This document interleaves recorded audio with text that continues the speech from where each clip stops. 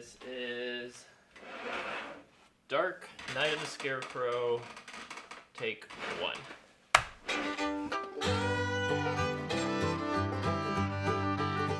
Well, I don't like that. Then why'd you put it there? You know, has that been there the whole time we've been shooting videos? I don't know, man. You get a lot of weird stuff. I just don't question where these things come from anymore. Huh. Anyway, happy Halloween. Is the tape taken away? Yes. Everything's off the table? Yes. Alrighty. Sound is feeding. And go. I'm sorry. The most low energy, dumbest intro we've ever done. Add some energy by getting like a generic hard rock jingle for the opening credits. I just realized because I'm sitting over here, you can't actually. I should have put the badge on this shoulder. That's okay. You'll see it in the sketch. Yeah, that's true. Or I should be sitting there. You want to swap? So this one I had never heard of before until just recently. In one of the online film circles that I'm in, some people mentioned it, and we did an online watch of it, and I was surprised at how much I enjoyed it. So I thought, hey, we should do a video on it. Although apparently, even though I've never heard of this movie before, if you watch the bonus features on the Blu-ray, apparently it's one of the most beloved cult movies of all time that everybody loves. Apparently, even my dad's seen it. This is true, actually. I was surprised by that. This is true, actually. I was surprised by that because, I mentioned just offhand, that Katie and I were shooting a sketch for a video, and we needed to have a scarecrow. That's all I said. And your dad said, "Oh, I saw a movie with the scarecrow once. Where the guy got shot up in the field, and then he came back and vengefully killed the people who murdered him." I'm like, that's the movie we're watching. Well, it came out back in my dad's day, so there you go. This is true. You probably watched it live on CBS when it first came out. Probably.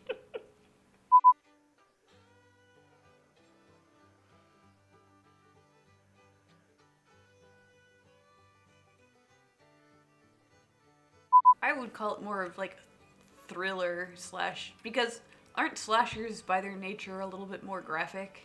Well, yes, but it kind of follows the I don't want to say the formula of a slasher, but watching it, I did get the feeling that this kind of felt like a slasher-esque movie, masked killer going around and killing people. But it's not really that. I mean, it's not like you're watching Freddy or Jason go around with their iconic costumes hacking people up. It's not that kind of movie at all.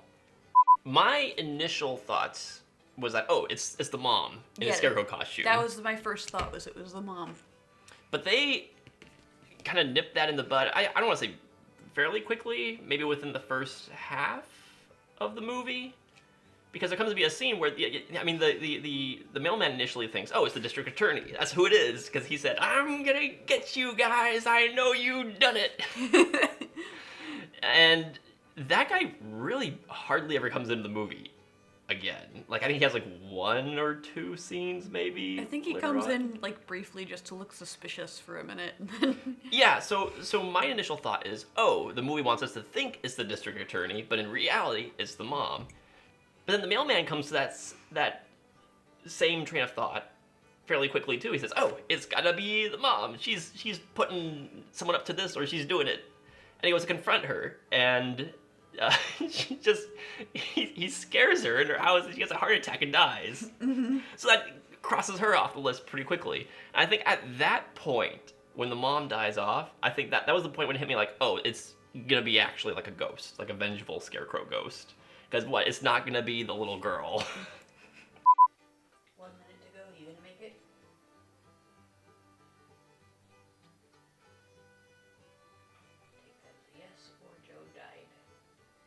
So when we find one that fits into that circle that we can both watch, it's really nice. Basically William Castle movies. Yeah. The Haunting. Let's see, what's scary? If we watch Something Wicked This Way Comes, I think that would fit into that box too. Yeah, we watched Poltergeist. We did. Is that the hardest that you've ever gone as far as horror goes? I think as far as like true haunted house horror, I've done thrillers that are pretty intense. Yeah. But thrillers are a little bit different. You watched Aliens. It's not really a horror, it's more of an And I action. still have nightmares that xenomorphs are chasing me to this day. Like, when I was little, I watched Land Before Time, and until I was a teenager, until I saw Aliens, I'd have dreams that T-Rexes were chasing me. And then I saw Aliens, and now it's xenomorphs. Yeah, Katie does not do hardcore horror. I'm a simpleton. I'll watch anything. Because I'm dying. Don't leave my coughing fitted. One thing I think I noted while we were watching this time is the fact that there seemed to be like no police presence in this town, this little town out in the middle of nowhere at all. And I'm gonna go out on a limb and say that was purposeful.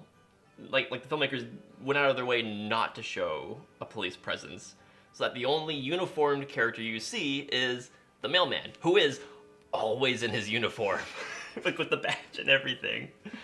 And I think it was fairly self-evident that the character kind of, he did, like you said, he felt important. He felt like this big authority figure in his mail delivery uniform. But it's like the dumbest thing to have to feel like that amount of like, yes, I'm gonna go lynching people now because this is good for the country, the town, whatever. Okay, I want to see the prequel to this where like a sheriff or a deputy or someone tries to move into this town and gets driven out of town by the mailman and his friends. All right, I think I'm ready to go. All right, we're at 5 minutes now, so you tell me. All right. Once I take that next breath, like that next big breath, then I'll hold it until you come in and like tap me on the shoulder or whatever. And I'll just go like ah. Okay, sounds good.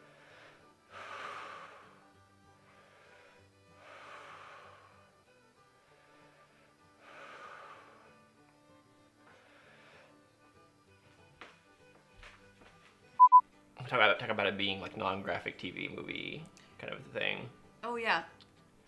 So, good choice or bad choice to make it a TV movie? As far as, you know, it's a very not. I mean, it's got violence in it. It's got a little bit of horror to it. Oh shoot! I should turn off the the ears.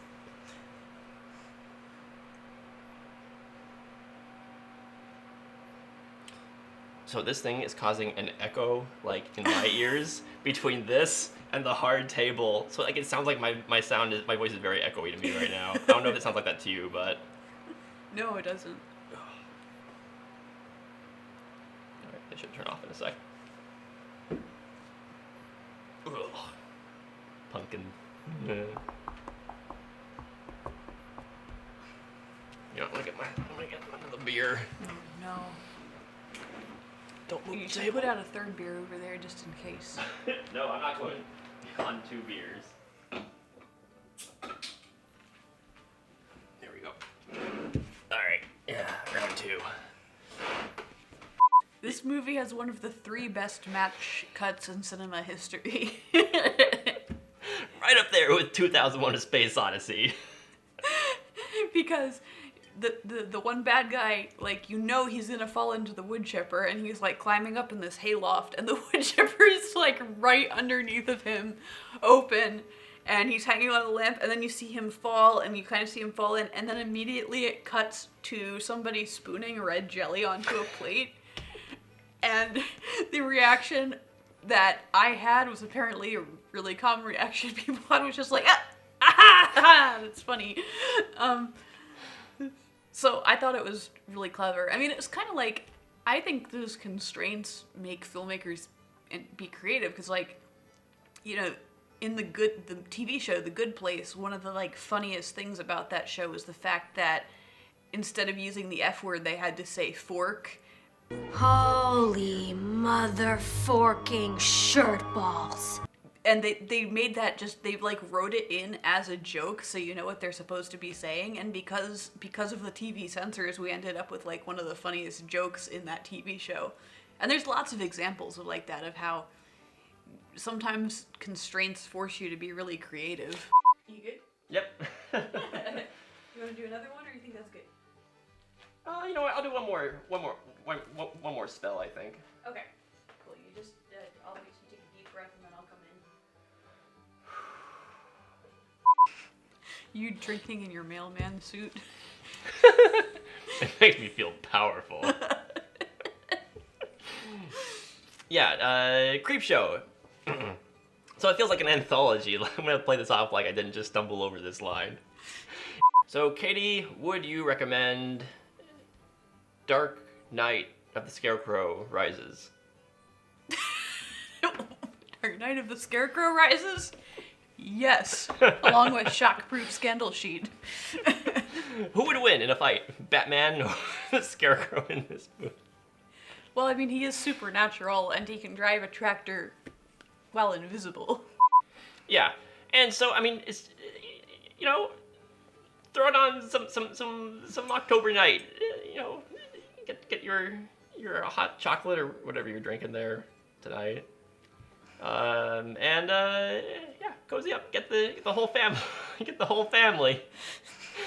I mean, well, most of the family. If you're like 5, then you might have nightmares. But if you're older than 5, you're probably fine. Yeah, we didn't watch this with our kids.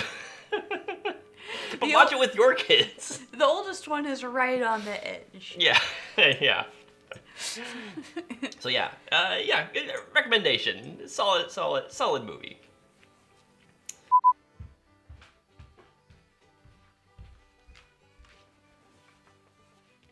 You okay? I haven't heard you breathing.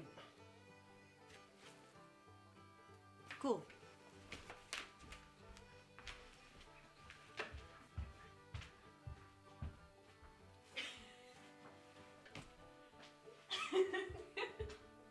That was good. I like that one. The only thing I'm worried about is that I think you moved this chair when you moved around the first time, but I'll find a way to match it. Yeah, I mean, either one of those takes should be fine, so. Sounds good. All right, let's get to it.